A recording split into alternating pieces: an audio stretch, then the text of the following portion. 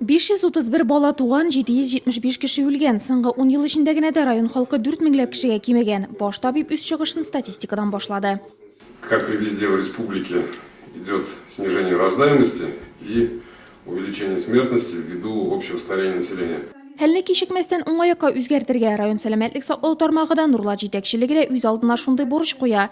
Бу эштә белемле яшь кадрларны районга күбрәк кайтару ярдәм итәр дип көтелә. Чөнки бүген үк инде районны табиблар белән тәэмин итү уртача республика күрсәткечләреннән 2 тапкыр кимрәк.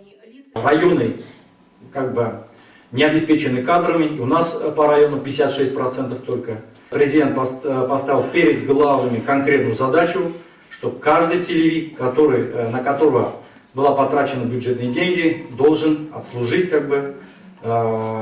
откуда направляли его на обучение.